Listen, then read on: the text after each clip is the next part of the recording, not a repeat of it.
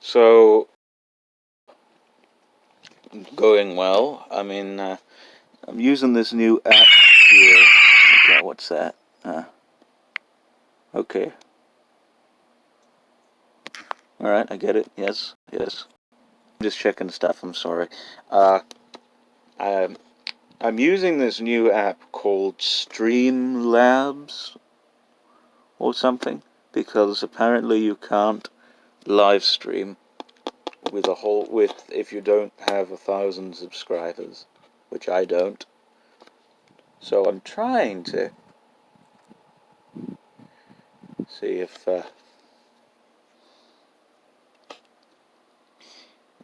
anyway, let's hope that somebody alright, okay. Okay. Just need to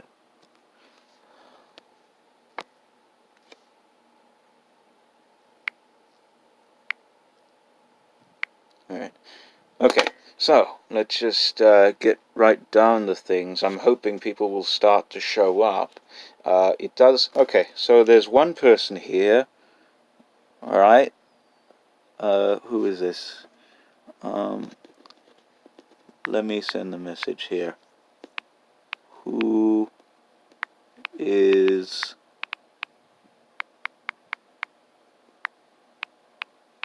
this? Okay. And hopefully said person will... oh, two people, actually. Oh, yes, hello there, Ahab. How are you doing? I'm pretty sure he's doing well. Anyway, okay, so I guess I can start now. So, welcome to my... Oh yes, greetings from Tehaises. That's right. So welcome to the 100th video spectacular of this channel. Oh, hello there, Goontick. Wonderful. Can you believe it? 100 of these things. I certainly cannot. Anyway, so we're gonna go for about maybe an hour and a half. I tried this new, what's it called? Software, because I almost did not stream today, because everything that could have went wrong, as in there's no internet in the house at the moment. And I had to be on the telephone for about an hour with Cox, and they're a bunch of cocks. Because they couldn't really figure anything out, and they had to send out a technician and all this horrible stuff, and you know, I just decided forget it. But I found out that you could operate YouTube without Wi-Fi, so that's good. And I'm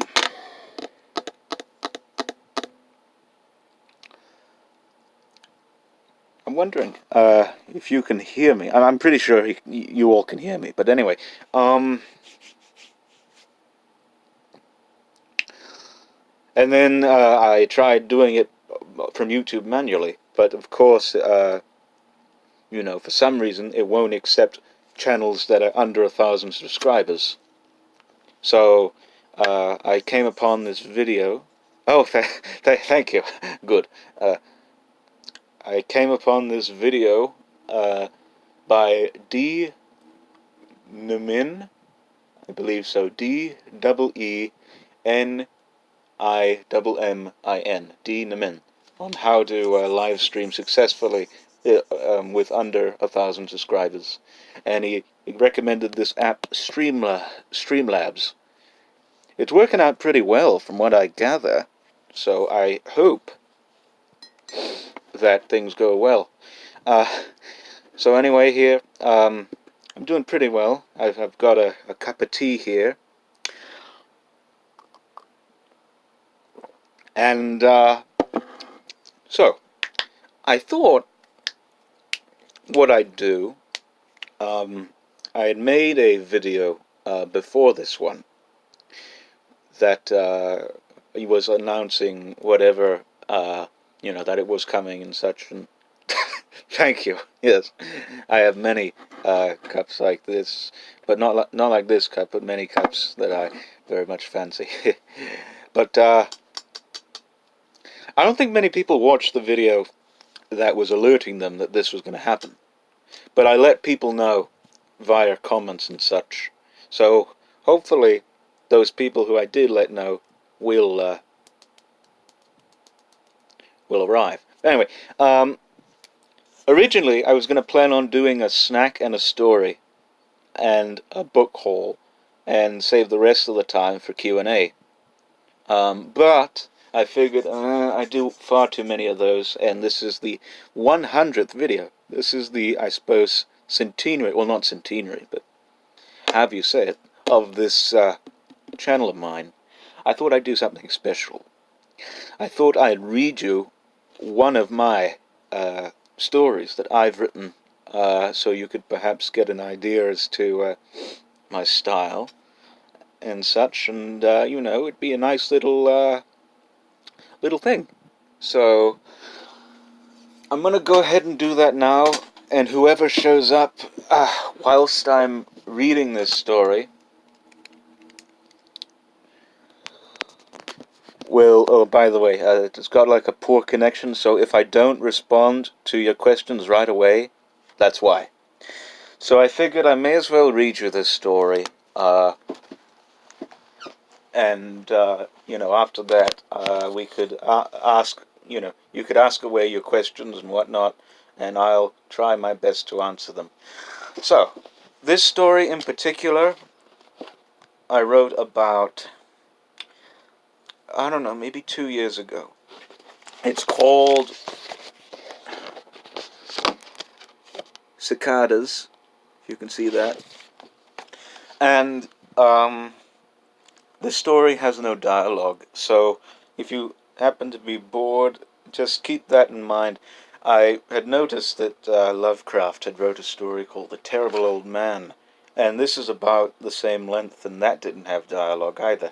And it seemed most effective, even if it didn't have dialogue. Let me switch on the light. Okay. So, I'm going to read you this story, and I hope you like it. So, anyway, and I timed this, so it shouldn't take more than 15 minutes. We're at 8 minutes now, so I should be done with this here in about a half an hour. Cicadas. May no other Englishman have the misfortune to endure what I have endured. May no other commonwealther happen to lay static, oppressed by the perpetual cruel summer. May every good Christian be vouchsafed the manumission of voluntary death. I have lived among the Californians of this slumberous province of San Clemente for nearly 20 years now, and after so prodigious a period, I remain confounded at how these exasperating peoples flourish in so calumnious a part of the world. The town, on the outset, appears to hold the looby aesthetic of an antediluvian Spanish settlement, though the place was erected but a century ago, and retains this phony universality all the year round. But one must examine the bottle's insides.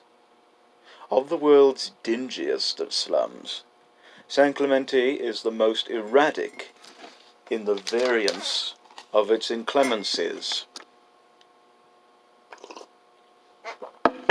One year, the land would be as green as England, the magisterial hills framing the Tahitian palms in a blithely plamora of vernal vegetation.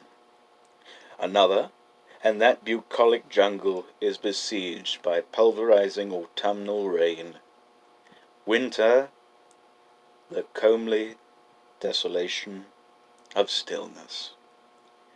But summer, even the harshness of Australia cannot hold a candle to this rootless, charnel domain of fresh kindling.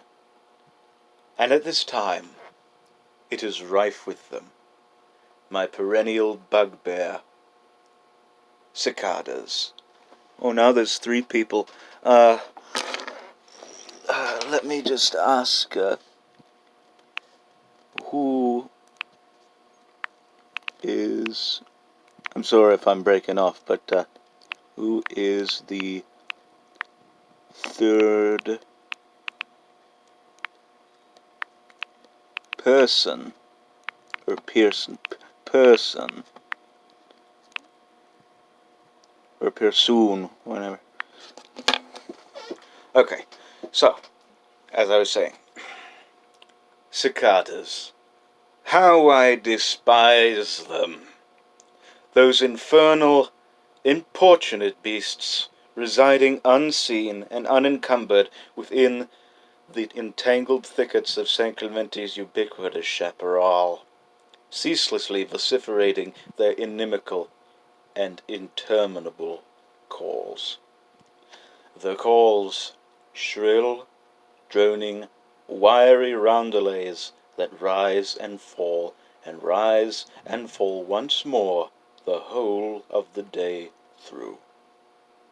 The discordant hissing of some squamous reptile, proliferating both the abhorrence and obliterating the hearing of a foreigner, delighting the morbid, highfalutin fancies of the natives.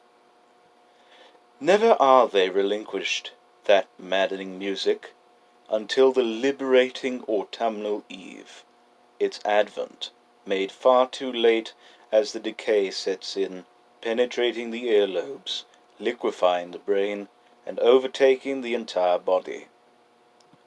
The insidious banality, all sung in one rasping, blood-churning octave, high-pitched, immutable, the egregious epitome of an unmagnanimous summer day.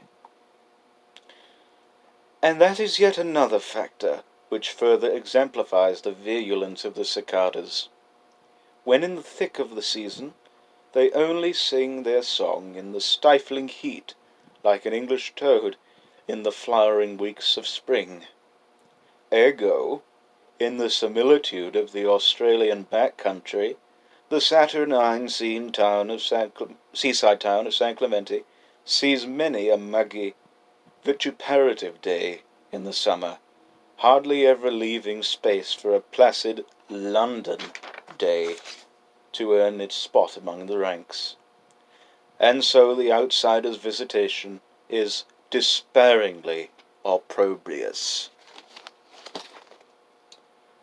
There was but one instance, one whole summer, when this imitation Spanish village experiences that rare, foggy green insouciance, and no cicadas whatever were to be heard in the pervasive brush. That was the summer of the year 2000-something, the only one during which I could commit myself fully to a novel devoid of the operatic nuisance, the source of manifold torn hairs. However, as with the death of a cherished pet, good things never last, and soon enough, when either plying or reading with an open window, the beastly bugs started up their hellacious sibilance once again, driving me to draw the window down hard, being left to proceed in a chamber of dank perdition until the eve. And as these disturbances grew more frequent, my attempts to abrogate them grew exponentially, but all were futile. When I lobbed stones into the profuse chaparral about my residence, the cicadas would only reciprocate with a far louder modulation of their churlish choir voices. When I doused the scrub in cold water, hoping to drown them, they would somehow muster the intelligence enough to flee from these waterlogged areas and continue on performing their ghastly symphony, insistent, exfoliating, undeterred.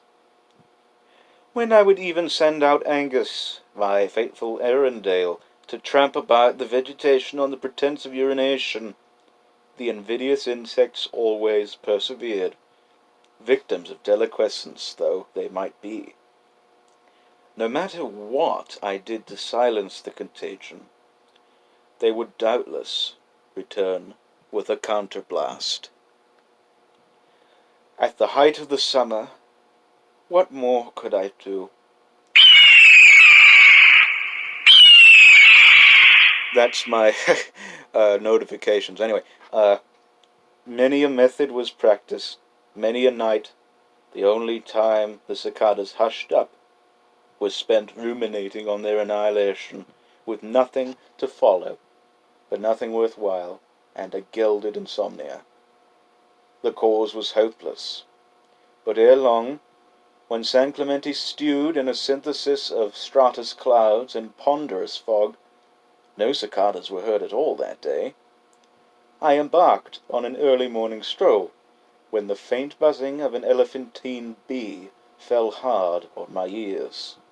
Looking up, I saw, standing out of the colour of lead against a muted white sky, a lone aeroplane sailing above the city like an old tin toy upon an uneven floor. Oh, hey, Marcus is here. God, I'm sorry about the notification about that. I should probably turn that down. Let me just...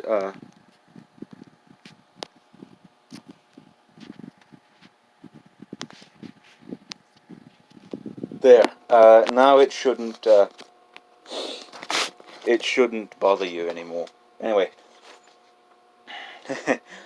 back to the story. What a revelation. Hang those wretched whalers. There is, down by the Menacious border of Mexico, a place, the name of which I shall withhold, where one may procure all the appurtenances needed to exterminate all manner of discomposing vermin. It is in fact a haven for agricultural amenities used for the dusting of crops, be it incalculable numbers of enigmatic poisons, or the vessels from which they are exuded. All could be acquired there. By way of a cheap train up at San Juan Capistrano, I rode on from there to San Diego, stopping off at Old Town Station, where I took a Vermilion shuttle to my desired location in the scrubby lowland desert. Reaching the outpost, I bartered with the foreman, a cheery, corpulent chap, whose countenance was more moustache than anything else, exchanging $8,000 American for a surfeit of various pesticides with names unprintable, and a policeman blue aeroplane, equipped with all the prudent crop-dusting accoutrements. Oh, I'm so sorry about that eagle there. Anyway, it shouldn't happen again, but we'll see. Where was I? Oh yeah. Once all was said and done, and when it was agreed that my haul would be sent to my address within 3 weeks, I boarded the train to San Clemente, a zealot of jubilation.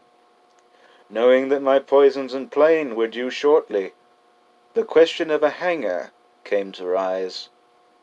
A week into waiting, I phoned my good friend Aubrey, the only other Britisher of which I know, aside from the school's assistant to the headmaster, who lived in San Clemente, to assist me in the construction of one, himself a Navan of architecture. We set aside a substantial plateau in close proximity to my residence, for, like Venezuela, San Clemente is littered with tapuis, and it was there where we set to work. Without Aubrey, I gauged that the build would be completed in a month or two. But with Aubrey, the whole job was done within a mere week, both of us taking shifts and using our store of 10 steel deftly, all without a rending crescendo. Okay. Upon completion, Aubrey and I looked proud on our creation, an oversized tool shed. Only a fortnight of deliberation remained. Your ears are all right, I take it, or are they? I'm not sure.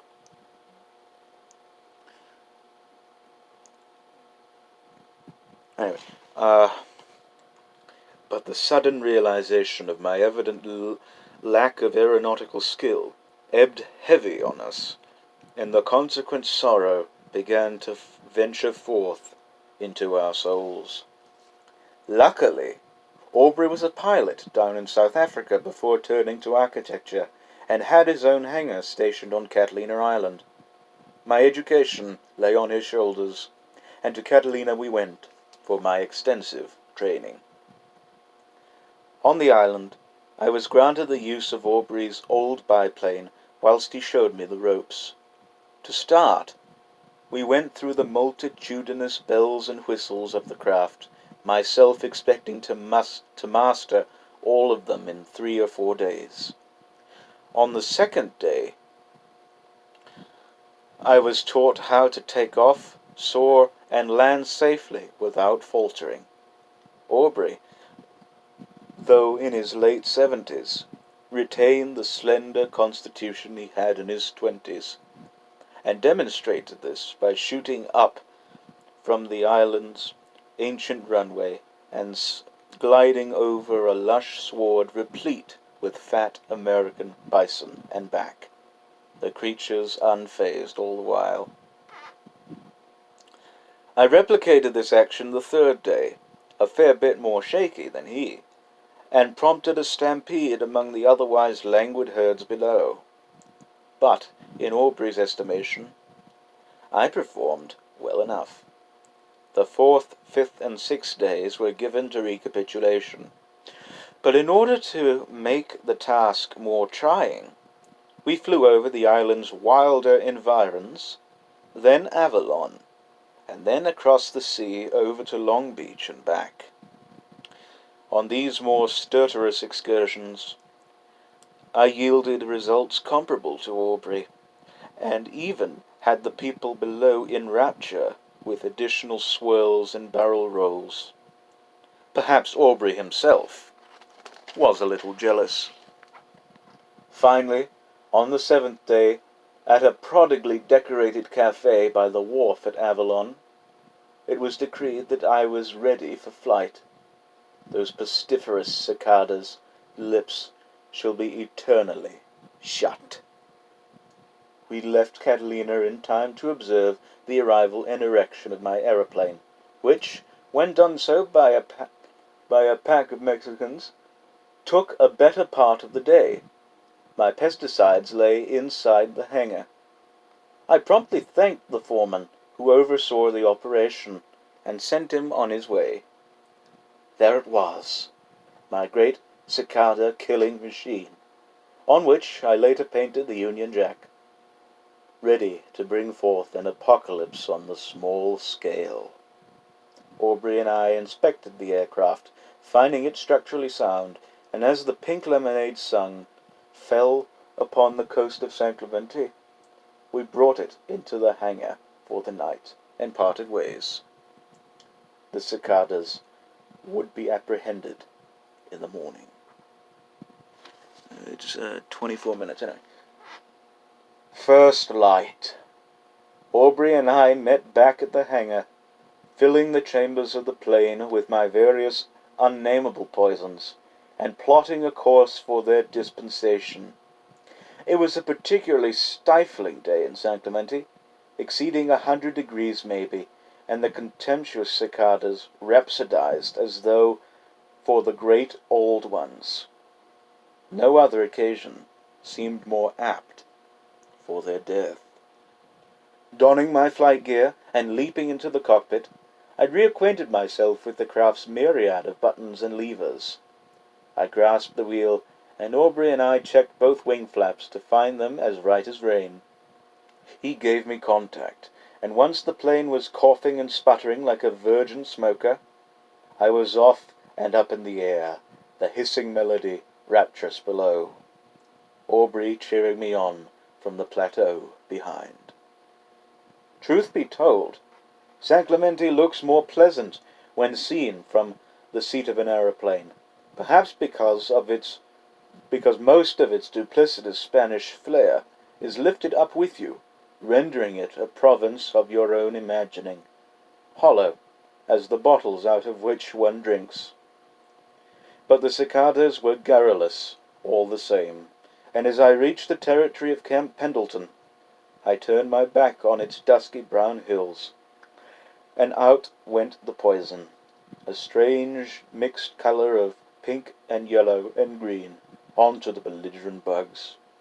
5 rounds I did, releasing my queer concoction between the plateau and Camp Pendleton, even extending over to the coast, successfully quieting the sinister sonata. I returned to the hangar in the early afternoon. We, Aubrey and I, celebrated with champagne at my triumph. From then on, when San Clemente saw a perfectly sweltering day, no music would accompany the bedlam. Now, on most days, I find myself and my Arundel Angus out of doors, under the shade of a palm tree, either reading or writing, and admiring the coruscating coast in front of me. The charnel cicadas were at last no more. And, oddly enough, as Aubrey informed me not a week after my successful flight, so was nearly half the town's population. No matter, I have not worked in more peaceable conditions. Okay, so that was that story that I read. I hope you all enjoyed it very much, or not. It doesn't matter. You don't have to enjoy it if you didn't like it. But oh yeah, once again, I'm sorry about the eagle thing. I wasn't. Anyway, yeah, indeed, it was a fair price to pay. But that's how I am. So,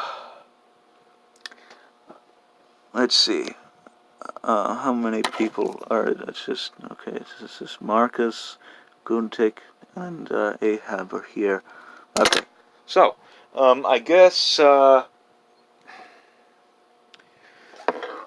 with that piece, I can, I don't know, maybe move on to Michael Keller. Oh, hello, Michael. I believe I remember you. Yes. If you don't already know, I just read a story of mine to whoever is already here. But yeah, it's good to see you. And so I guess now.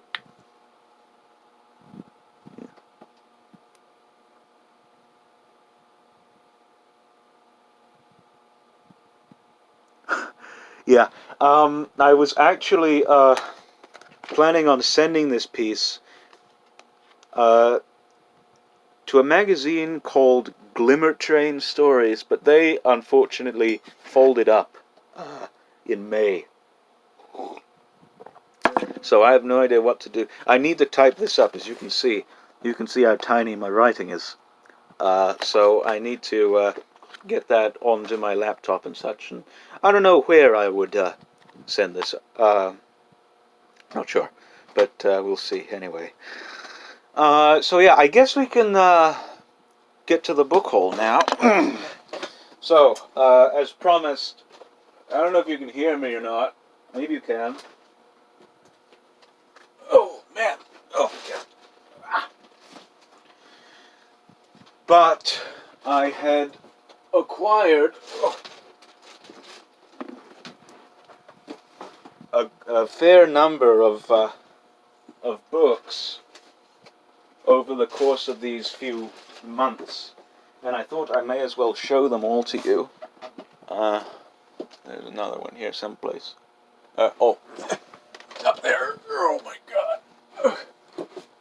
So I guess, I don't know, we could do that, and you could,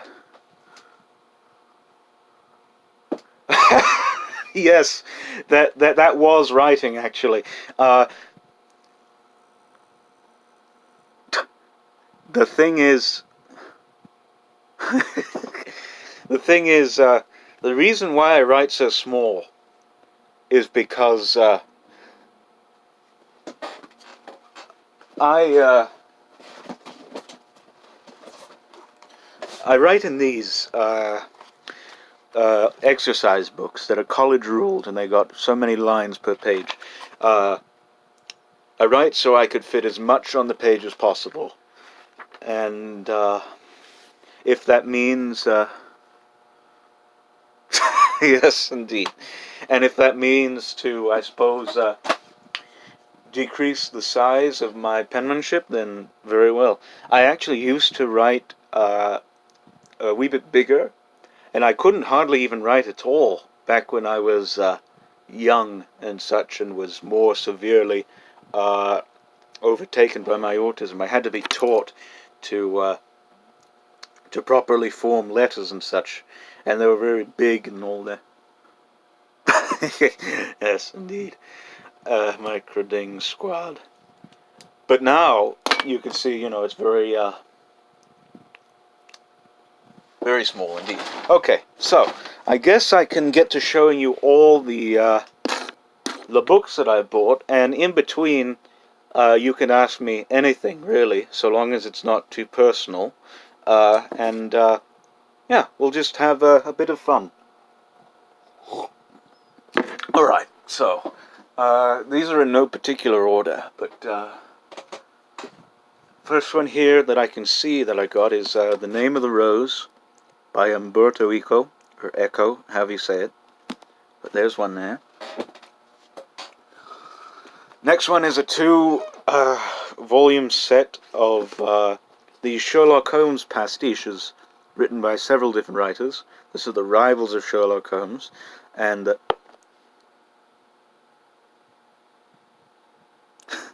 I haven't personally done it, but I do very much hate those cicadas.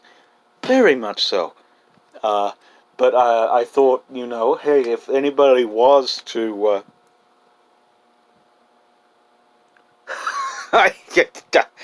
Why, do you have cicadas as well?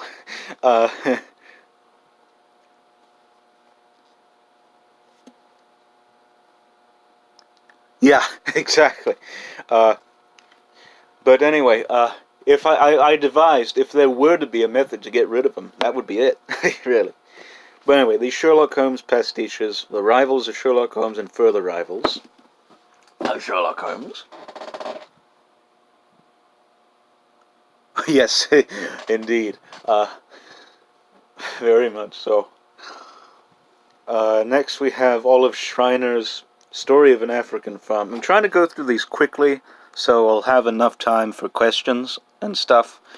But anyway, this is one of the first novels, actually the first novel written by a South African to be put onto the scene, which is great. Anyway, or to put on the whatever. This is The Path to Rome by Hilaire Belloc. I don't have much. Wait, it does? Really?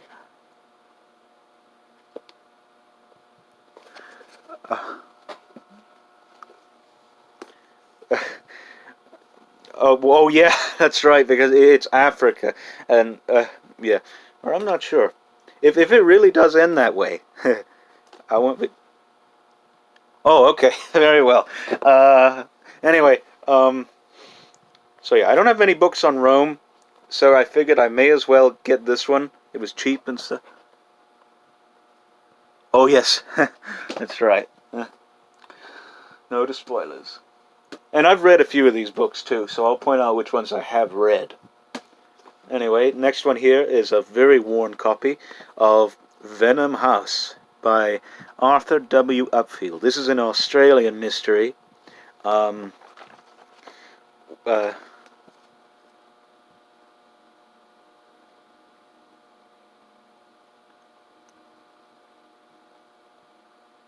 really? What was destroyed? Well, that depends. What did you ship off to South Africa? And if so, where were you going? Were you going to Cape Town, Port Elizabeth, Durban, Johannesburg, George? Where? You know? Because, what was it that you were... No, no, they won't. Indeed. But anyway, Australian mystery. Oh, he did? Okay. Very well. So there's that. Next book here is The Man Who Tapped the Secrets of the Universe by Glenn Clark. I read this book. And my mother read this book. Oh my God. Any of you who have the time, it's really short. You can see. It's like 60 pages. It'll take you no more than 2 hours, if that. Oh, really? Yeah. So, if you have the time to read this, you should, because it is just so enlightening. Oh my God. There's 6 people. Oh my gosh. So, alright, I know there's Michael, there's Ahab, there's Guntik, and there's Marcus. And then these other 2 people, hopefully they'll announce themselves soon. But we'll see. Anyway, just very, very enlightening, and a good book to live by. The topic of the book is essentially, it has a lot to do with spiritual stuff, and mainly how to organize your life and how to basically go with the flow and all that. He interviews this artist who has basically decreed that if you tap in to the universal something or other, that would be the... Pop that top off? What do you mean?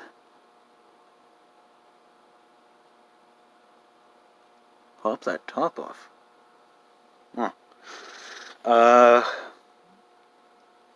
Anyway, it's general philosophy. That's what the book is, if you want to know.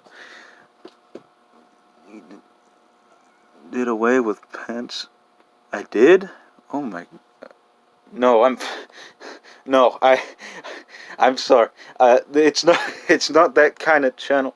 I didn't do away with trousers. Look, you see, I have right there. There's I'm wearing trousers. Yeah. About face reveals. I'm not too real comfortable with the whole thing. I mean, I've shown my face by accident in the past and just now, but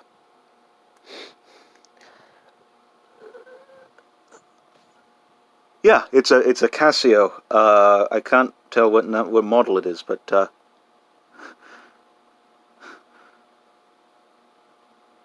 oh yes.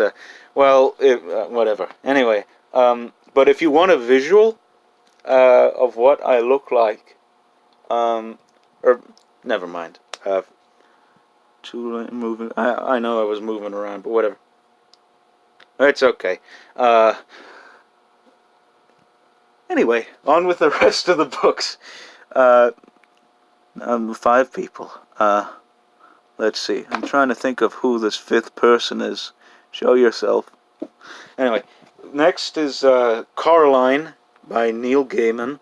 Who, if you don't know, this is the book that inspired that stop-motion animated film, and this has got a really neat cover, because if you look there, the cover, you know, it's pretty blend there with the girl, but if you shine it in the light, there's some very twisted-looking figures in there. Interesting. On a couple of Roberts and Davies books.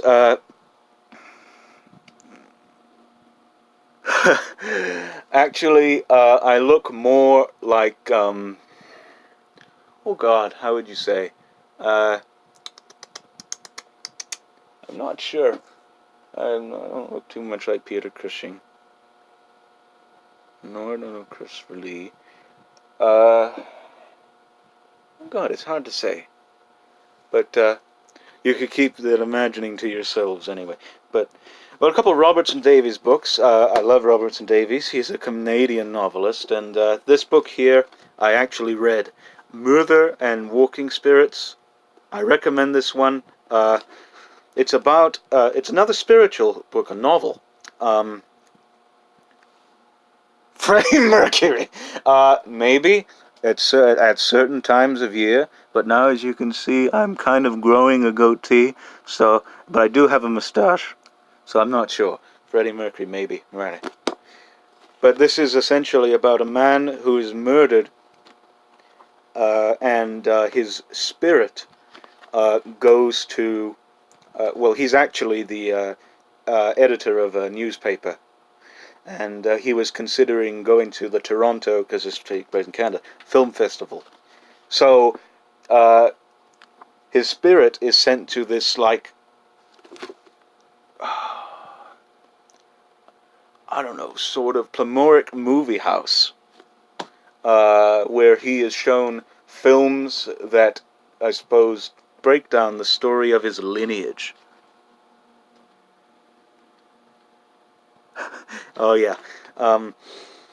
So it's a pretty interesting book. Not as good as the Salterton trilogy, which I've read two of those by, or not as Rebel Angels. This is later in his career, but I'd recommend this one. And then obviously I've been looking for this one, Fifth Business, because it's part of the Deathfoot trilogy. Yeah, and he pulls it off pretty well, I think. So it's kind of like several stories in the one, and yeah, I'd recommend it. So Fifth Business there. I can finally read the Deathfoot trilogy. All right, next is Gunter Grass, Local Anesthetic. I got this mainly because The Tin Drum is his most famous book. Oh, are you really? You know, I'm yet to divulge myself into Stephen King, really, because there's just so much stuff he's written. I mean, I've read some of his short stories and whatnot, and thought them akin to, like, I don't know, the best of Edgar Allan Poe, or even Lovecraft in some areas, but I had no idea where to start with his novels, to tell you the truth. And I know that's Richard Bachman, but, indeed. Anyway, The Tin Drum by Gunter Grass, no, The Tin Drum is such a thick book that I decided to get something thinner by Gunter, so there's that. Next I got The Art of War by Sun Tzu.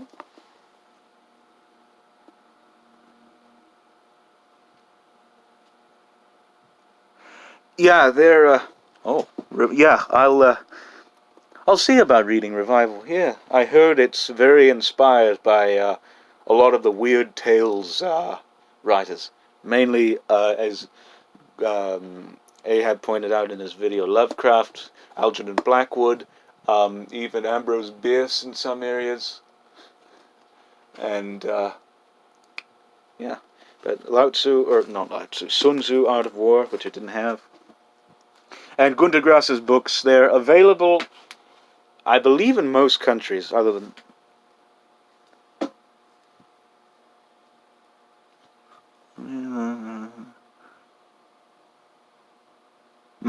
I see. So, I imagine it's a very difficult text then. Alright.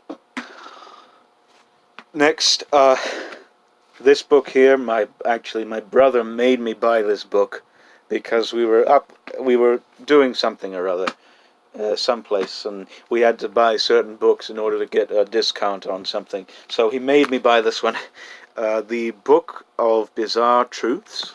This is basically a whole bunch of, like, urban legend, well, not urban legends, something on Vlad the Impaler there, who is a very interesting character.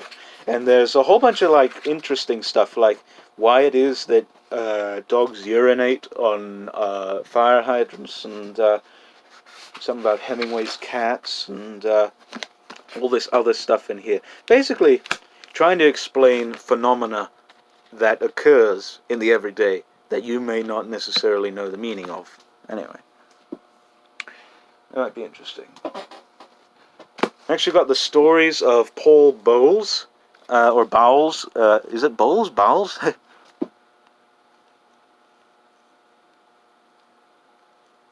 Oh yes, Dr. Seuss was actually...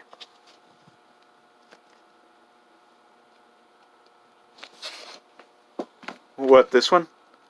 I haven't really seen X-Files because I don't know. It's not. I don't know. As far as I know, I don't think it's on Netflix, or it might be on Hulu. I don't know, but maybe it was this book. I'm not sure. I'll get back to you on that later. But the stories of Paul Bowles or Bowles.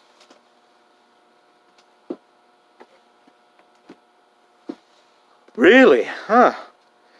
If that's the case, then... Yeah, I still need to watch X-Files. My father was actually a great admirer of it, so maybe I will one day. Anyway, so yeah, stories of Paul Bowles, or Bowles, whatever you say. I got this little book here, The Works of Doyle. Oh, it was in the video game. Okay, very well.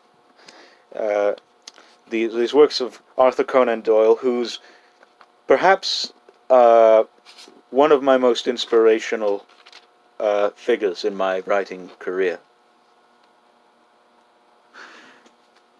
But yeah, as I was saying to Guntik, Dr. Seuss, I used to read nothing but him when I was in primary school.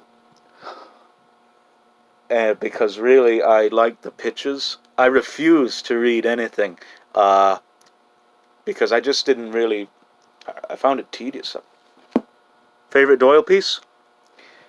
In terms of novels, it would be The Lost World, definitely. But in terms of short stories, there's this one that he wrote called The Brazilian Cat, which is in this collections, Round the Fire Stories and Tales of Terror and Mystery. Indeed, he is a god. And it's just... it's wonderful. I won't tell you anything about it. Just go out and read The Brazilian Cat. It's one of, if not my favorite short story of all time. It's macabre, but it's brilliant.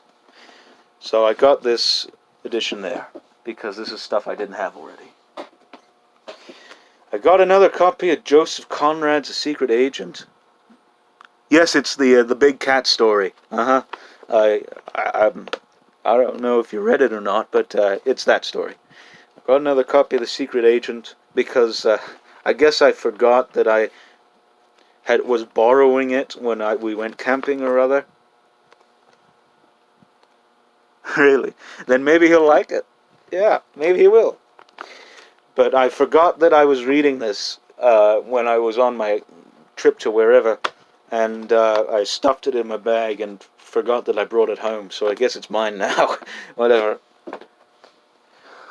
Okay, what else we got here? Emily Dickinson poems, obviously.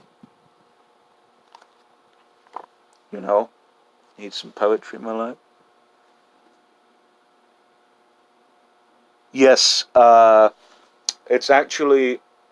I'm just going to say that it involves a panther. I don't know if it's a jaguar or a leopard, but it's a panther of some form or other.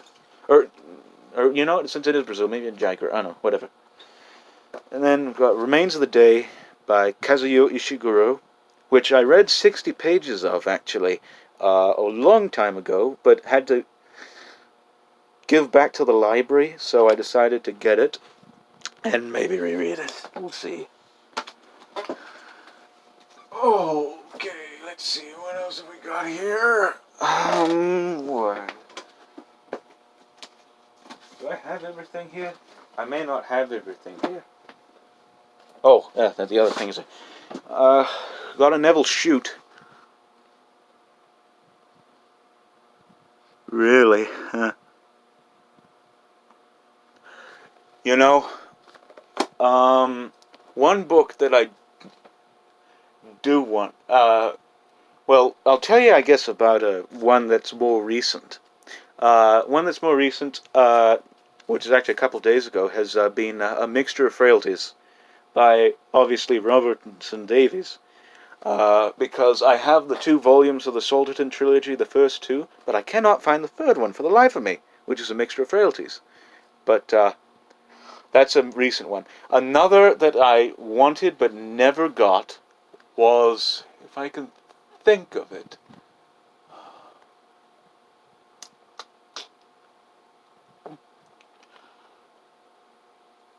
that's a tough question there. It would have to be Varney the Vampire. Because I heard it's like thousands of pages long and such, and it is a vampire novel that actually came out before Dracula in serial. So it'd be a very interesting thing to read. And I haven't been able to find it, so we'll see. Anyway, got us a Neville Shute, who wrote On the Beach, which I actually have right here on the beach. This is also part of my haul.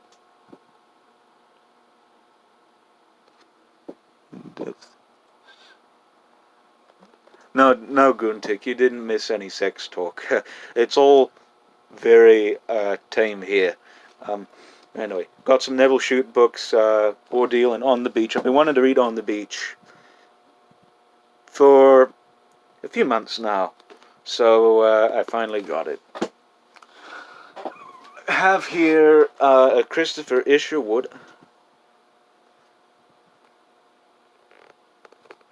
Yes, I believe it does have something to do with the effects of nuclear war, and I heard a synopsis about it. Somebody describing that there was it takes place in Australia, and it's, I believe, in a nuclear fallout, and these people are given a certain type of medication, that, like a sleeping pill or whatever, or that gives them an option to die or whatever, so they won't have to go on dying slowly and painfully in this, toxic ether.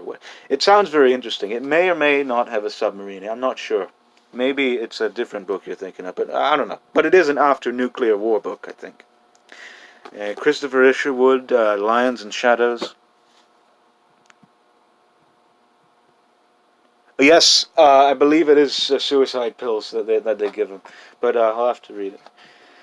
I have a Raymond Chandler. I've been looking for his novel, The Big Sleep, his first novel actually, which I have there,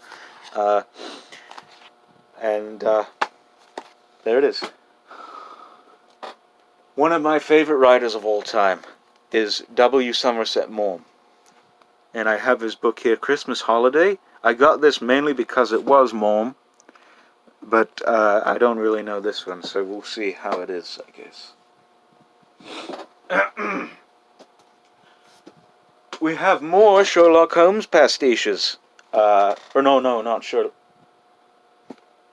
Well, actually, first we have a copy of The Return of Sherlock Holmes, mainly because somebody gave these to me, so I figured I may as well keep them.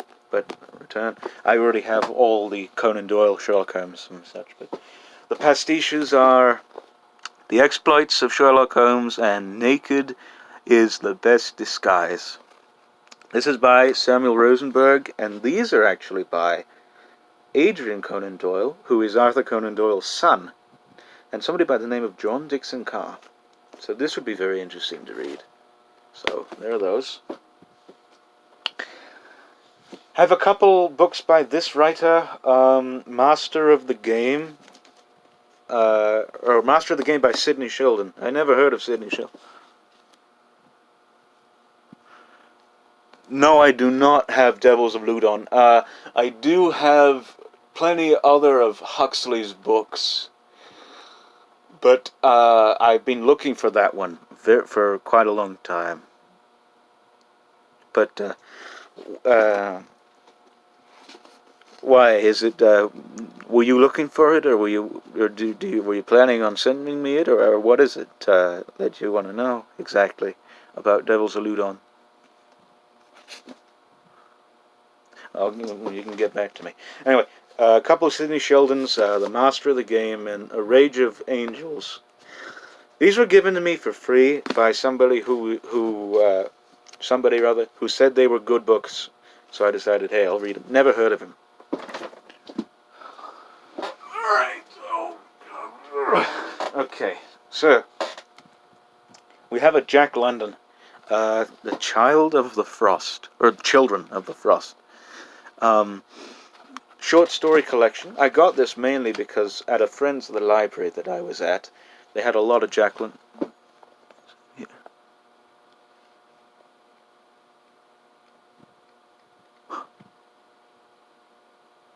Really? Why, thank you very much, Ahab.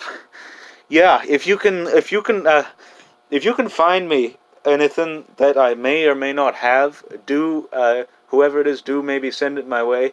Just let me know, maybe 2 weeks in advance.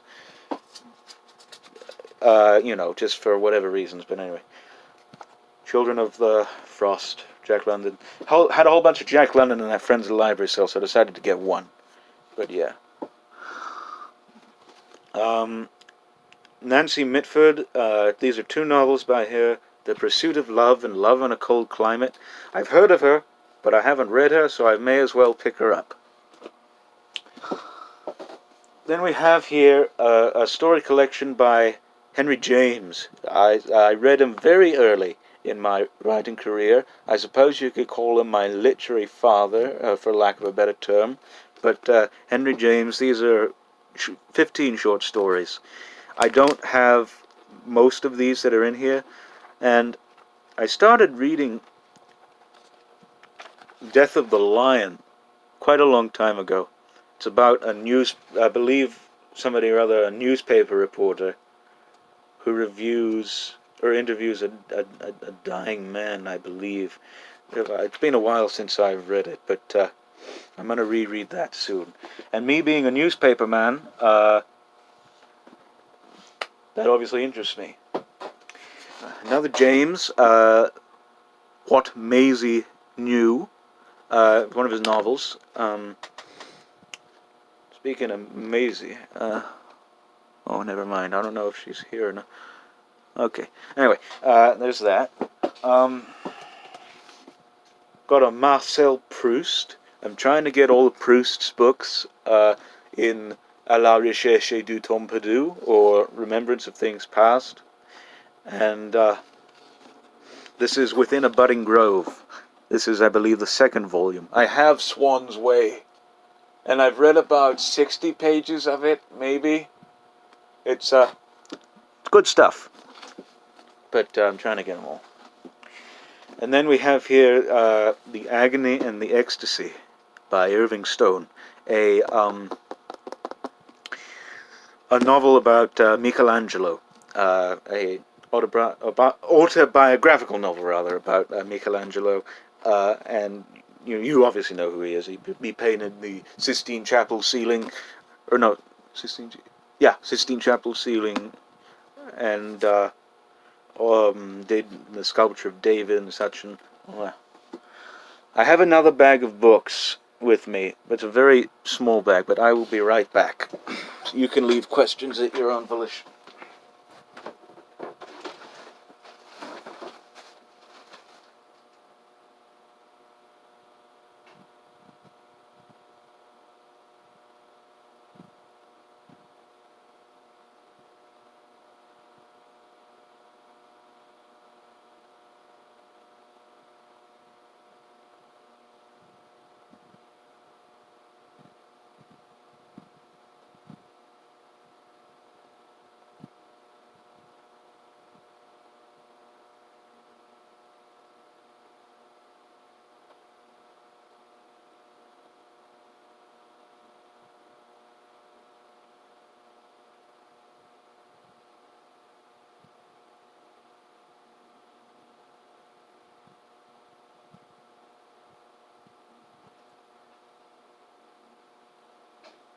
Okay.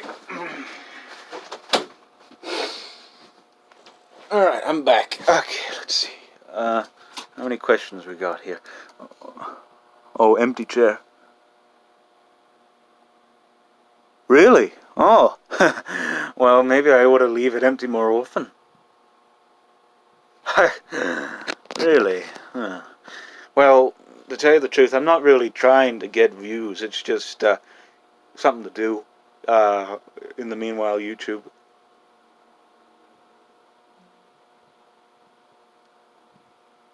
Yeah, I think so. Yes. Alright, second bag of books here. I got this book, How to Win Friends and Influence People. My mother gave me this because, to tell you the truth, I hardly have any friends. Because, Fourth Musketeer, yes, exactly. But I hardly have any friends because we had split up, obviously, after secondary school and all that, so I figured I may as well read it. I mean, I have you guys online. That's great. It really is. But maybe I'll give this a read and see if I can learn anything from it, because I really don't. I have a problem with not putting myself out there, trying to wait till people come to me. But we'll see.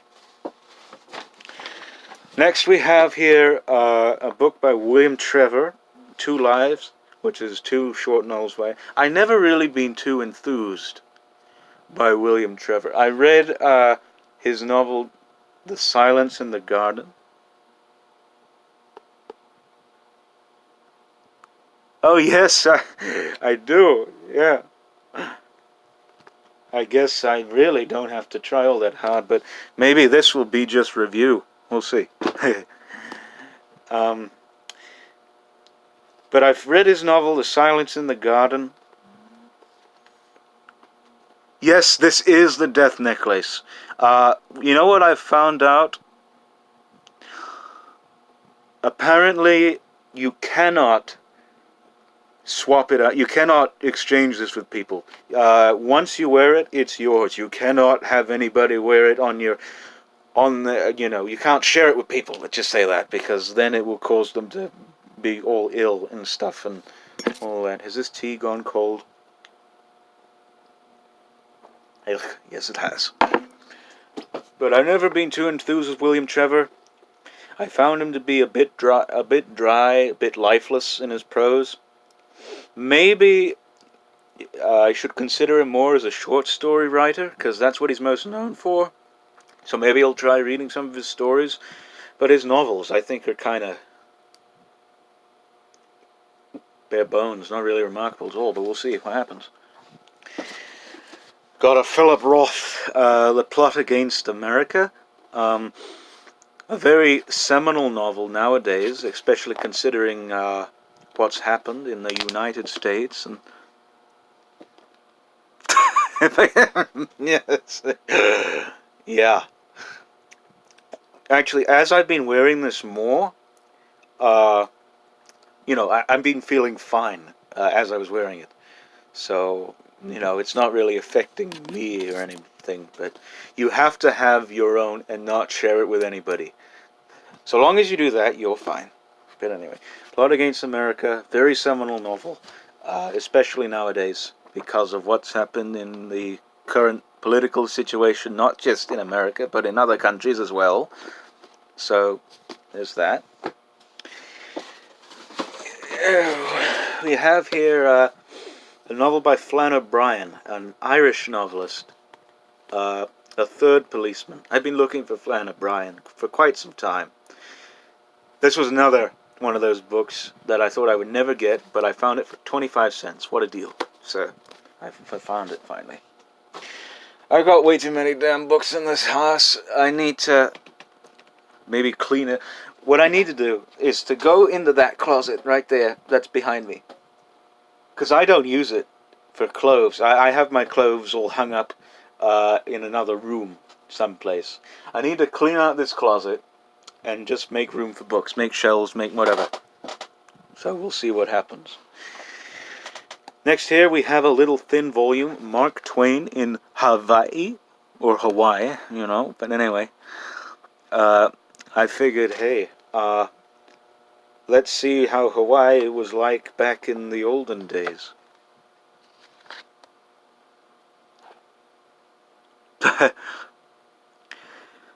Not since you shipped me the stuff that you had made, Guntik. No, it hasn't grown since then. But I very much appreciate those paintings that you gave me. I have them hanging. Well, not hanging, but I have them over there by my door. They're very, very good. But no, it hasn't grown since. You got Puck of Pook's Hill by Rudyard Kipling. I've never read P.D. James, so I figured, you know, this was 25 cents. I may as well give her a read. Since I'm actually writing a mystery novel right now, I may as well, you know, see how other people do it. But this is Unnatural Causes. We have here the stories or tales from the Secret Annex by Anne Frank. I have her diary, a very famous diary, but I haven't read it yet because I've been afraid to. Because typically, when I read Holocaust literature, I don't tend to really find it all that captivating. Like I read Night by Elie Wiesel, and I found it to be kind of a dull book.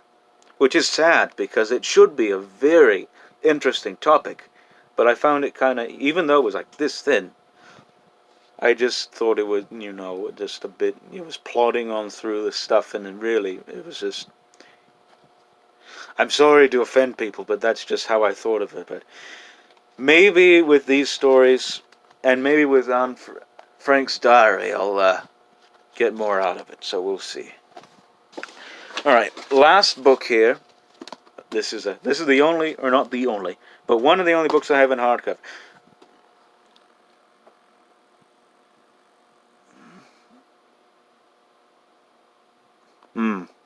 Yes, and can you believe she was not even a teenager, I believe, when she started writing this stuff. Oh my God. Anyway. This is the last book I have. One of the only hardcovers. I wish I had more hardcovers because they're a luxury to me, but they cost quite a bit of money. So when they are $1, I'd get them. But this here is The Bridge Across Forever by Richard Bach, or Bach, however you say it. Richard Bach is the author of one of my favorite books of all time, Jonathan Livingston Seagull, which if you haven't read, you really should. It's just so life-changing, it really is. This is penned as kind of a sequel to Jonathan Livingston Seagull. So obviously I had to get it just solely because of that reason. So that will be read maybe here sometime soon. So that's all the books, and there's that dog there. God.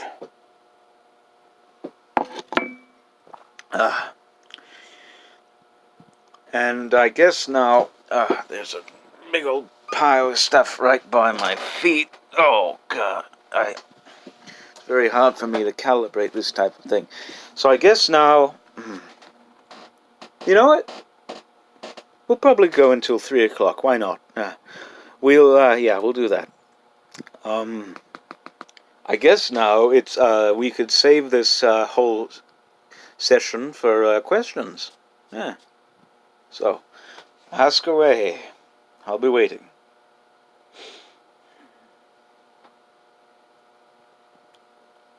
It's the book with the most impression. You know, I've discussed this several times, that the book that really inspired me so much was Arthur Conan Doyle's The Lost World, because up until that point, I didn't really read for pleasure. But when I read this book, I just I fell so much in love with it and the story and such that I just couldn't stop. And I have thousands of books here because of it. But, and obviously, I actually tried to rewrite the story very ineptly. Luckily, that manuscript is no place to be seen. So, that's a good thing. But I believe the book that made the biggest impression on me, in terms of writing seriously, was George Orwell's Animal Farm, which is actually tied with Truman Capote's Breakfast at Tiffany's as being my favorite book of all time. And Orwell taught me how to write seriously and such, and, about satire and all that type of thing, and I try to incorporate that stuff in my writing a great deal. So, and, there's a whole bunch of other stories that I have written in which those elements, I believe, are incorporated. I don't know, but, we'll see. English is a fourth foreign language, really. In that case, I'm curious to know. What was your first language, Michael?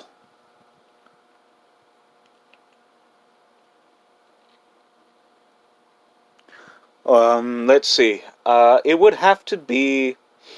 Oh, gosh. Probably way up there. About a 9 or so. Oh, really? Swiss German? Interesting. But yeah, In and Out would have to be a 9.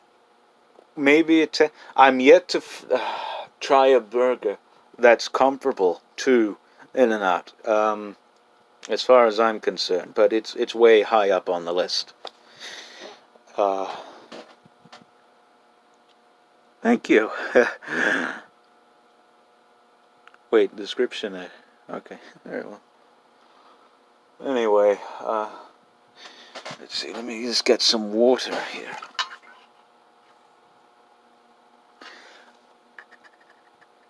Let me see. Probably something that I'm typically a pretty fast eater, and I don't eat as much as I used to, but I used to eat fast or quickly and a lot.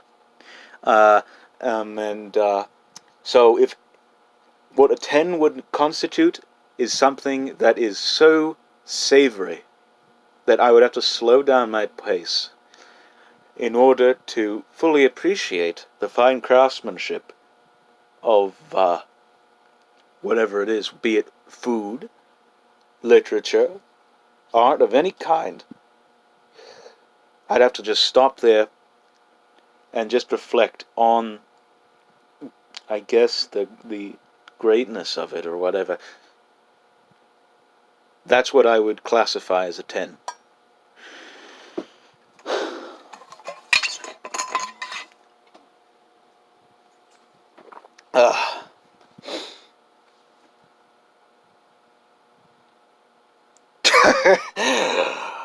Yeah, Little Caesars is not that great.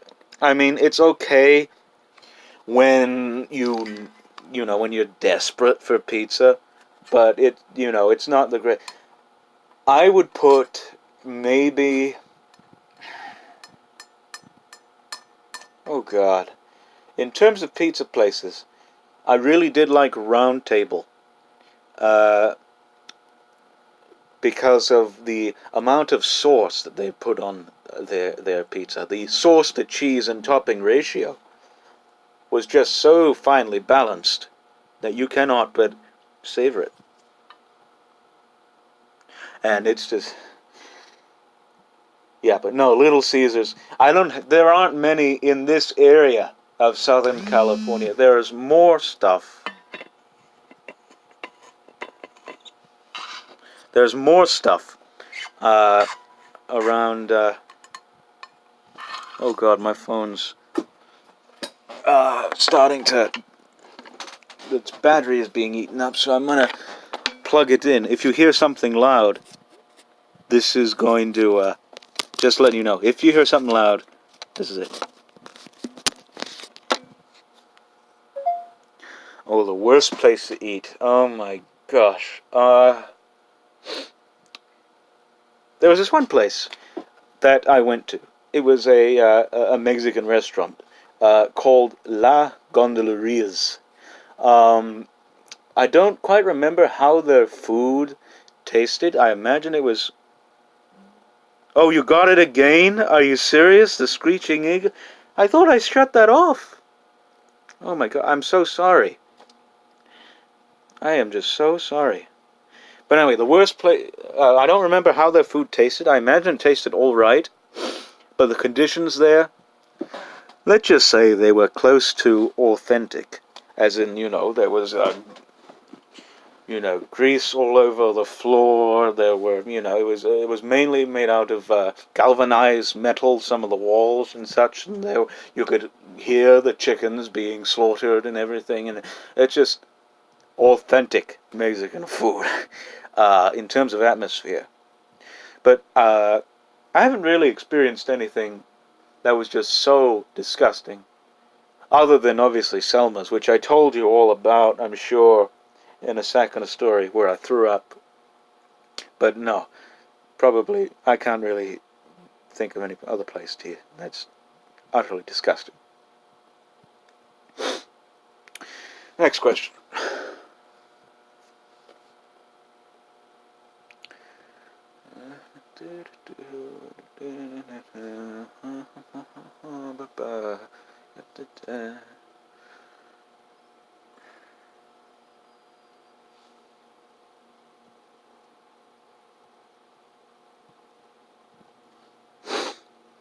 Okay, let me see. Let me see. You're asking whether I prefer Chicago or New York style, because, or were you asking, was the pizza that made me throw up? Okay. Well, the last movie that made me want to, let me see. Probably Jurassic World. Because, I mean, it's nothing but not shot for shot, but it's a spiritual sequel, or not sequel, spiritual remake of the first movie. And you don't need that, because the first film is flawless. Well, not flawless, obviously. A whole bunch of technical stuff is, somewhat out of date. But other than that, you don't need... Jurassic World... I mean, it's fine in terms of, like, if you want, like, a cheesy monster movie, and it's kind of... But it is just a disservice to the franchise. And the style of the pizza, I guess...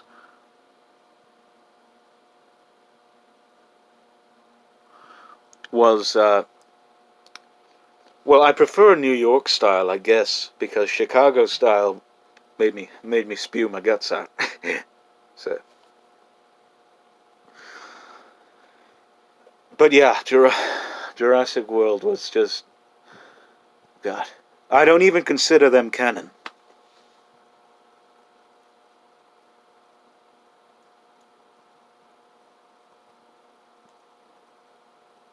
Yes, the and the sequel, Fallen Kingdom.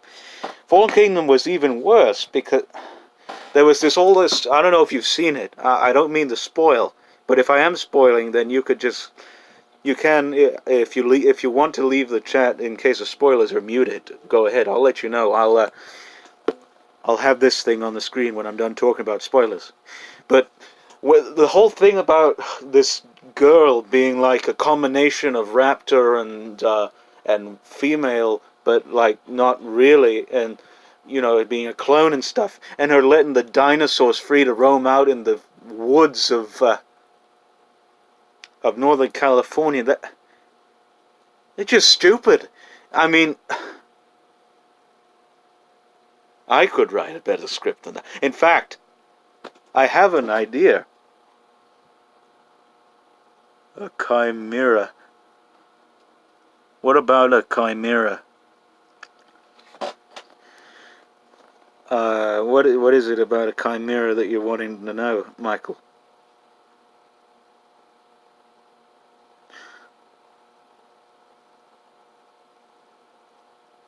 I'm sure you'll let me know. But no, she's not really a chimera. She's got like, oh God, I don't know. She appeared to be human, kind of like this, but but she like, I don't know, instinctually knew that she sympathized with the dinosaurs a bit, and you could kind of tell that uh, that she had a tinge of raptor or something in her, or other. No, she doesn't. But it's like it's implied, but it's not stated specifically. It's just stupid. And that was actually a plot for Jurassic Park 4, that they would just have a whole bunch of mutant dinosaur human things. It'd be like strange. Oh, this. I've been through like 3 or 4 of these things. This thing is all deflated and stuff because I use it so much. But I need to get a new one. You can get these anywhere, pretty much. This thing, this is called a bug out bob. It's a stress doll.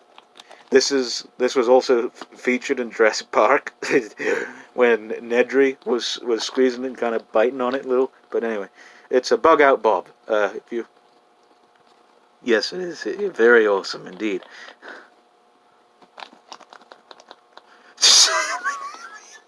Yes, it does. Especially if you look down here, I guess this is like where the air or something is stored, but when I squeeze it, you could see, like it's, that's strange there. But anyway, but that was a plot to Jurassic Park 4, like mutant dinosaurs and humans and stuff, which even that would have been better than what they pulled off. But my idea, I wouldn't think so. I'm sure this is used. I'm sure probably somebody used it for like a sex thing. I don't know, maybe, whatever.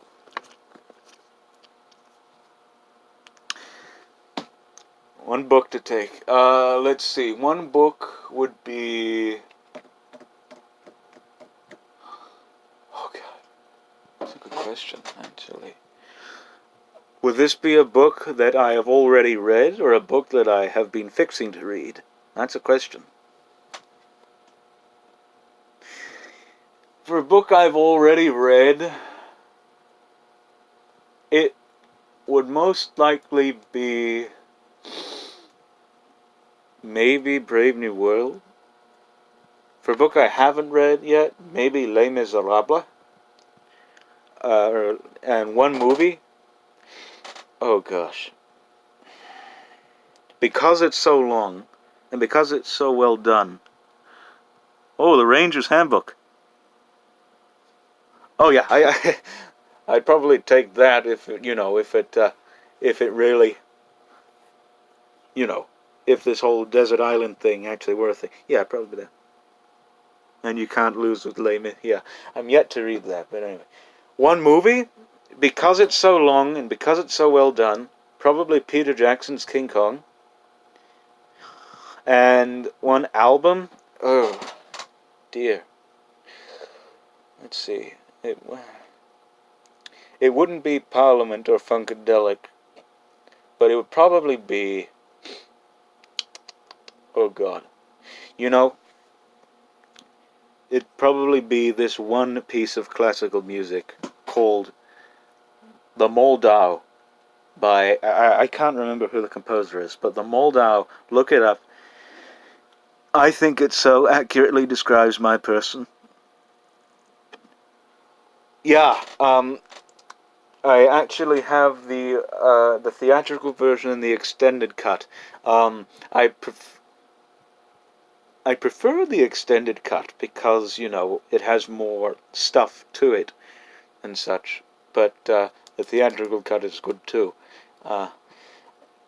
Anyway, But that one little song, the Moldau, it's so, if you know me personally, which I don't know if many of you do, but that piece of music, if you look it up, you'll find it so perfectly describes what kind of person I am. It's an instrumental, but it's just so mellifluous and innovative and all these other adjectives that I cannot muster at this moment. Yeah, Smetana, exactly, Smetana, Moldau. I'd take that. That's a good question. Meet a celebrity who's living or dead. Let's see. Living? It would be maybe...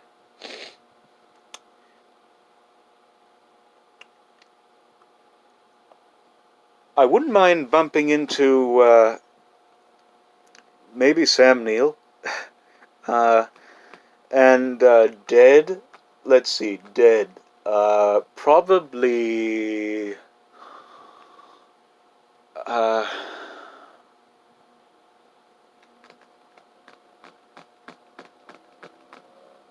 Joseph Stalin, maybe. Anyway. Oh, it was written while the composer was... Interesting. Yeah, a lot of Beethoven's pieces were written when he was deaf too. That's incredible that he was able to pull that off. But yeah, celebrities I could bump into, living or dead, probably Sam Neill and Stalin maybe. Stalin seems... he likes westerns and all this other stuff, even though he's a ruthless dictator. But, you know, yeah. Okay. No, I'm not a... No. It must be understood. Let me make myself clear here, Guntig. I'm not a fan of what Stalin had did, per se, but I'm just so fascinated by him as a historical figure. And considering that I have read Animal Farm about 8 or 9 times, I'd like to see the man who did inspire Napoleon the Berkshire Boar. So we'll see.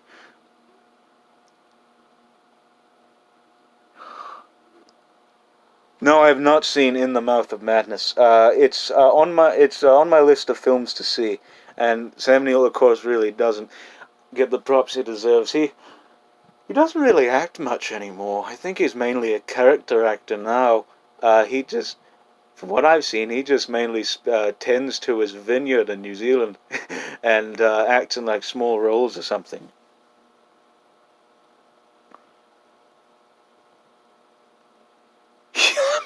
Yes, he did. Stalin did, indeed. But I'll have to see In the Mouth of Madness soon enough. Someday. Is this thing charging? It's charging, but it's charging very slowly. I never realized how much battery life this thing eats up. Anyway.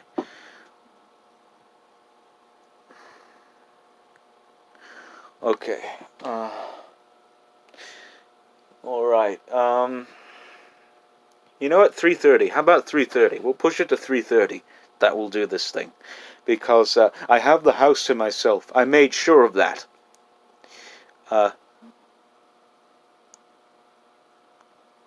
Yeah. Indeed. That does sound quite good. Oh, yes.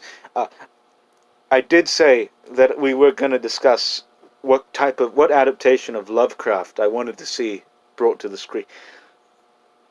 It's hard to say because I haven't read all of Lovecraft, because I don't have the complete works.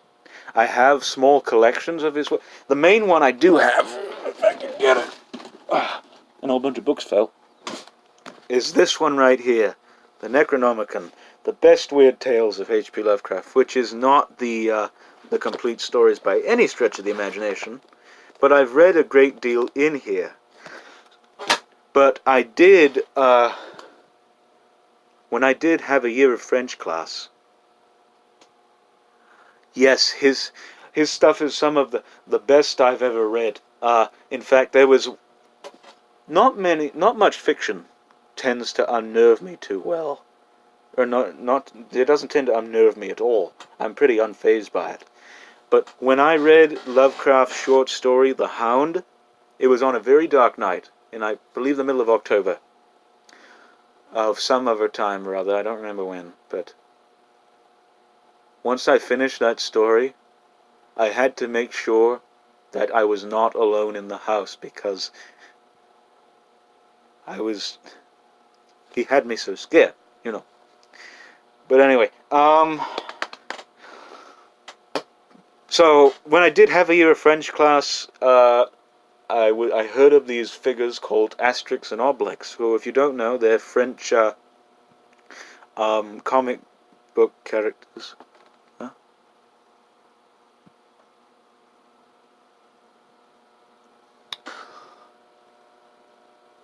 You have to take into account, I think the reason why that chapter was written, I believe, is because back in that era, there was not many people went places, I suppose. Were kind of set in their ways and stayed in their countries. So I suppose you had these writers and such had to set a scene and do it descriptively, so that they would convey a good picture and make it all the more vivid. So I believe what Lovecraft was. I mean, I personally don't mind when it does occur in literature, but I just that's what I think is happening. What Lovecraft did, I didn't mind it at all. From what I remember, it's been a long while.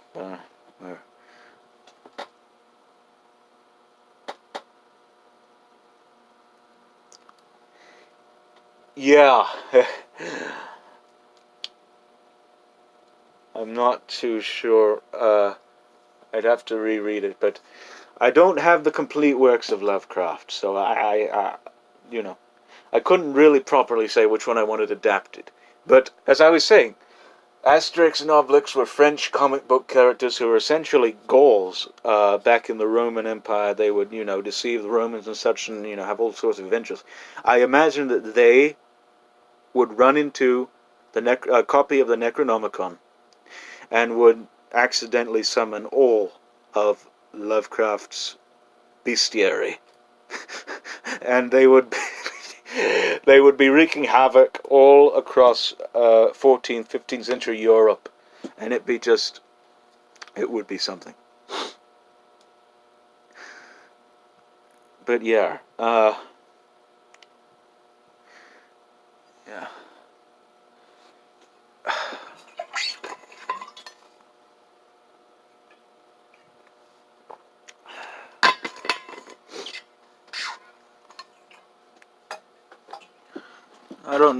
I'm guessing that, I'm not sure if Marcus left or not, did he? Okay, yes, I'll read it as soon as I can. Charles Dexter Ward. Yeah. But yeah, I mean, I'm not sure if Marcus has left, because it says there's 3 people, and it keeps alternating between 3 and 4, and sometimes even 6 people were watching this, so I don't know. But, oh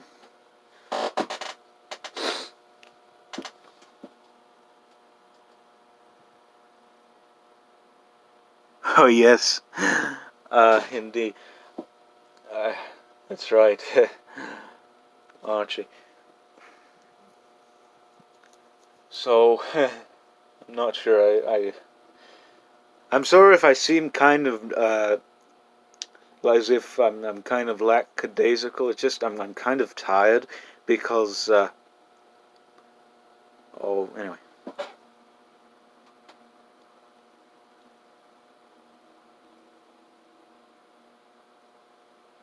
Oh, okay. So,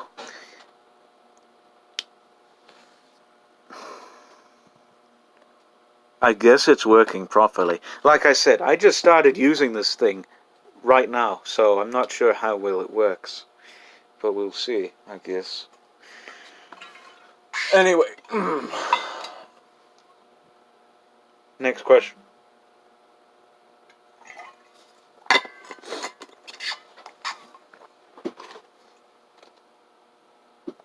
Oh my god. You guys have no idea. I haven't even told you about this person. My first novel, I never planned to write, actually, firstly. And I'm actually, I've contacted a publisher about my work. Just not to publish it, but to consult it, to see if it's if it's at all up to snuff with the current literary landscape. But, oh my god, this person. She was, oh god. She was in secondary school of mine and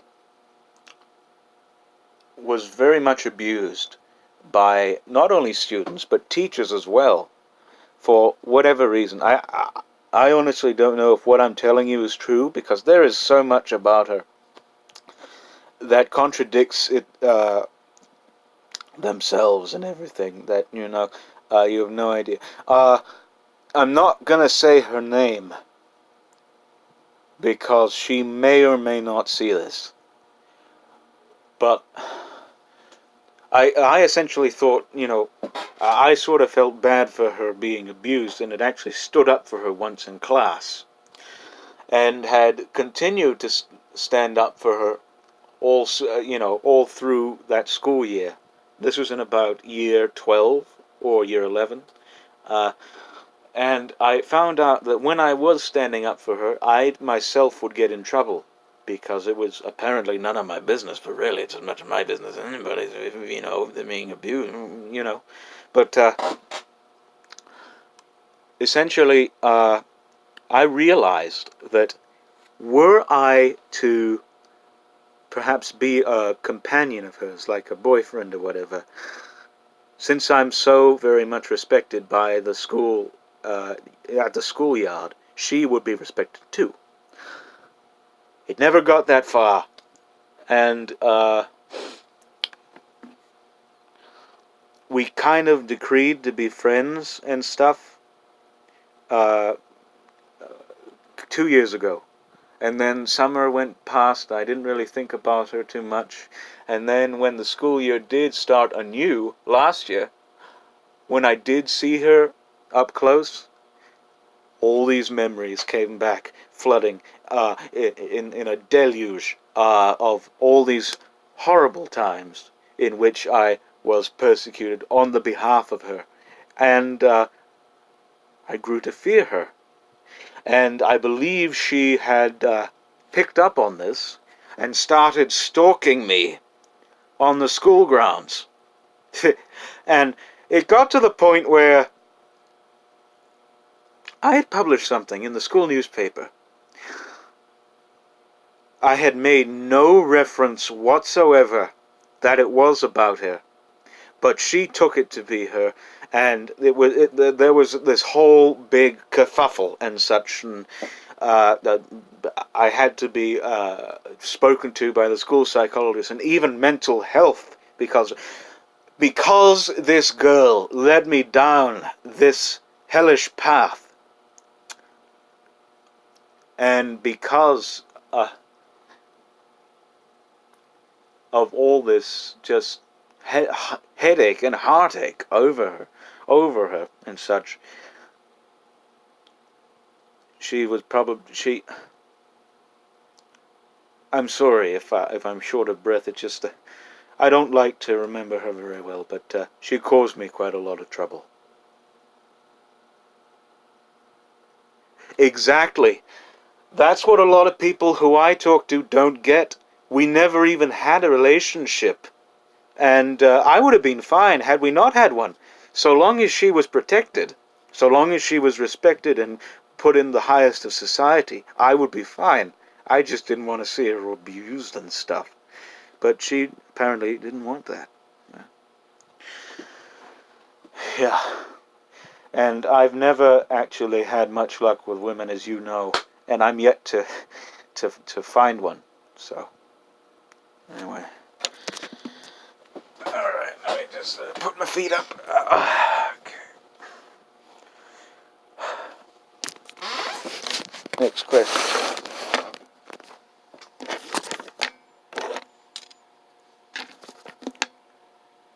Really? Actually, this girl that I did know, she had ADHD. And one of the things that was supposedly...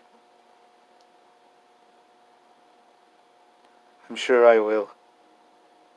Yes, they are, indeed. One of the things that supposedly was circulated about her, she was raised by her grandparents because she was born out of wedlock. And one of the things was that she would go to school all the time high on some or another form of narcotic, be it medical or illicit.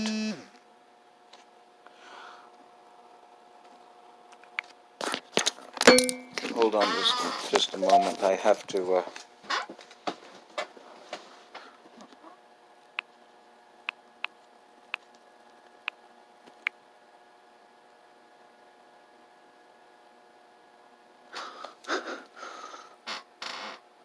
Yes, he would be.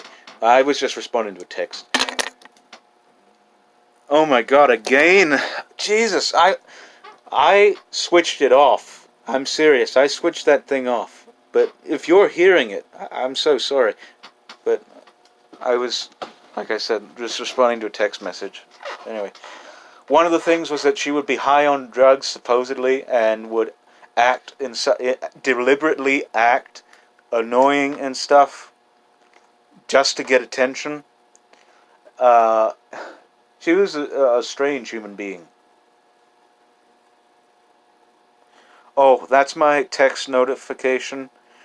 Because for the longest time my phone had the function off, switched off, so I switched it back on, and that was the reason why why that is. I like that sound. I'm sorry if it happens to be off-putting to you, but anyway.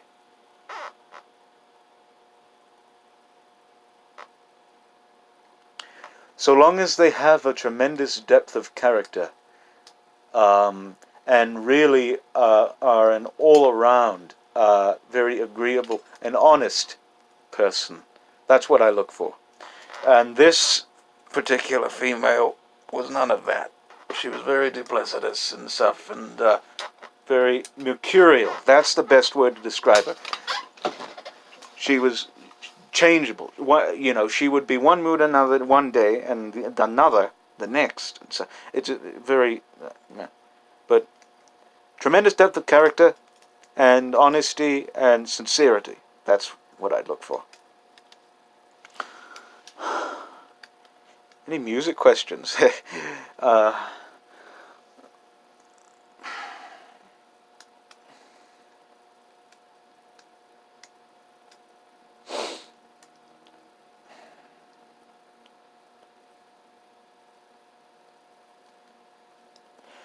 Exactly.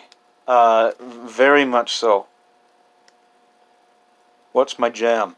My jam is actually, as you know, I've been listening a lot to Parliament Funkadelic, but I had grown a little... I kind of exhausted them a bit, so I decided to listen to more artists of funk. So I had listened to all the albums in which Lionel Richie was featured by Commodores, which there's good stuff on them.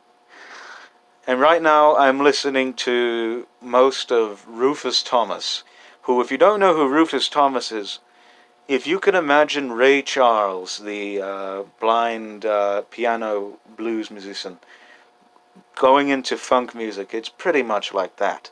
Or he's pretty much like that.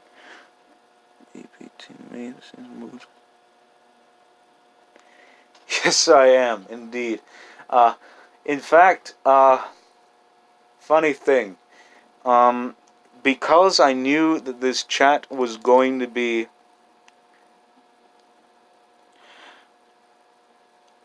anything that's produced, anything that is produced within the last, or I don't know, just kind of like poppy stuff and all the type of stuff that has, this sort of trilling sounds like or stuff or other, that type of stuff, electronic noise and confusion, that type of music.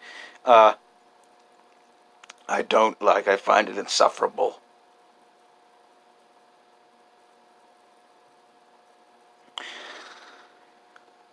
But I like most music. Anything that's as old as classical or as new as the 1990s. My favorite contemporary band, actually, is Queens of the Stone Age, who are a rock group. No, you won't. Actually, it's funny because I went to a Nine Inch Nails concert with my uh, brother, and because he wanted somebody to go with him, and I decided to, and it was just, yeah. My thoughts on Karlheinz Stockhausen. Could you refresh me of who exactly that is, Michael? I Karlheinz Stockhausen or Stockhausen.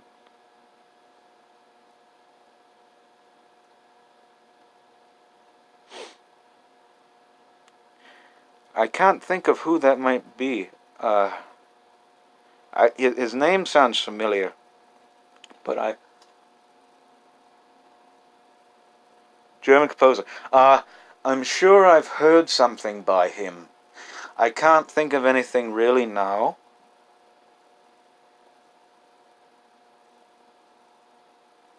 But, or are you thinking of someone else? I don't know. A composer, modern, classic, alternate. Yeah,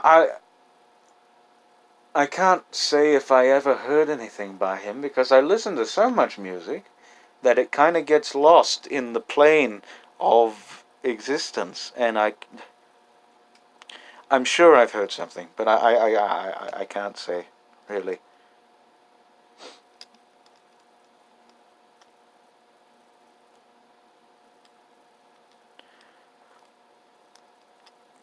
It I'm not sure if it was in the Macarena, but the most annoying piece of me, oh my god.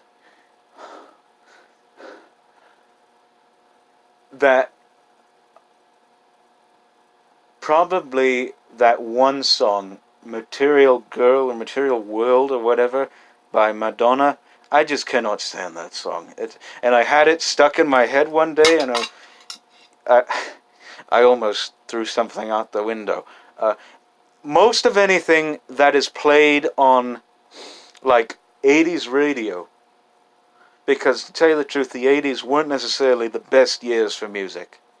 And if it's played often, like maybe twice or three times, every 3 hours or so, I cannot stand it. No, it's not your theme. I actually quite like the TDS theme. Uh, yeah, I've never heard Madonna's recent stuff. Like I said, the only song I like by her is La Isla Bonita. So, yeah.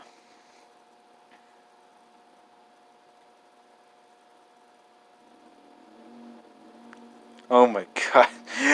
There actually is one. Is this true? Or is this just. Or are you just being facetious?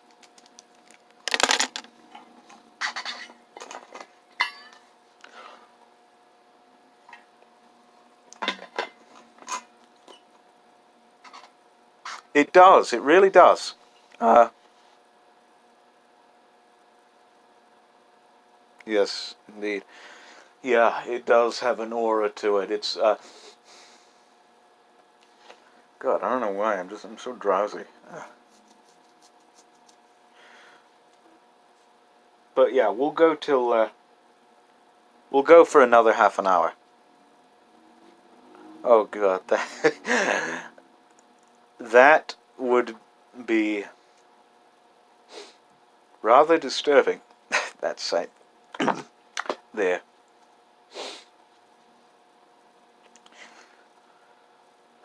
So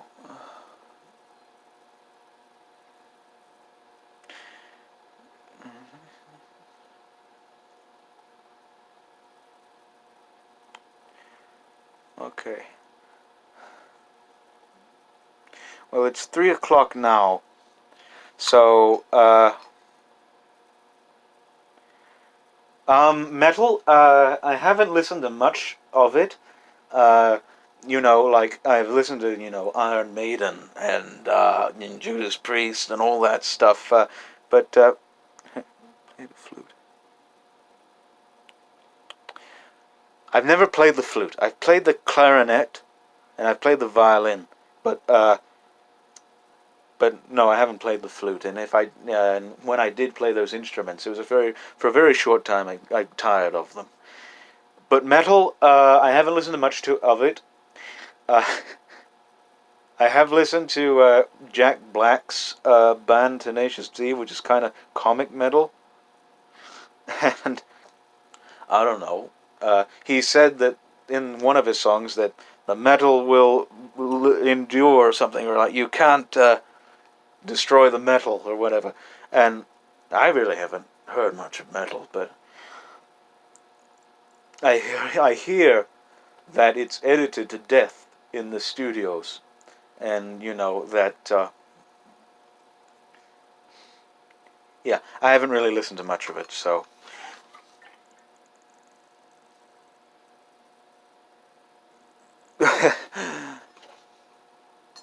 yeah.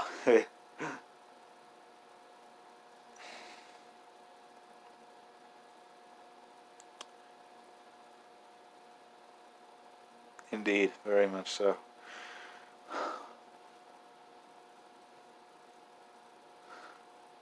Gee, this is going to be a long one, isn't it? Yeah. I'm just looking here. It's been going for an hour and 52 minutes. Jesus. But, oh well. I guess we can...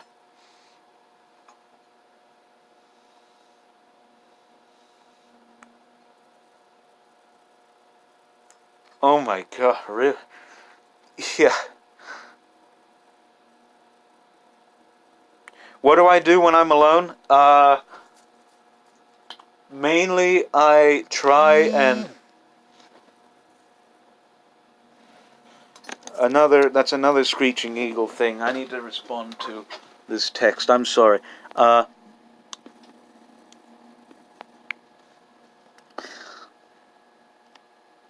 Hopefully you can hear me.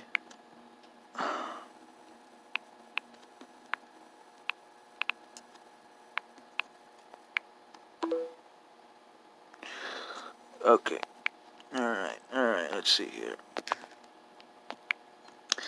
I try to, because the house is so noisy, I try to, either read or catch up on my writing, or whatever. Oh, your buffer, oh. No, it's still going on, I think. But I try to, get some work done, read or write,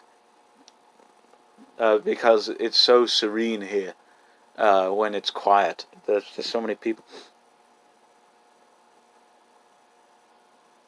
Wait, what? No, the stream's still going on. Wait, really? It is? You know what it is? It's, let me check here. It's like... God, I'm sorry if it's... What the stream's current byte rate? No, let's say okay. What? Let me see. What's going on here? You know what? I'm gonna do this again. Let me, hold on a minute.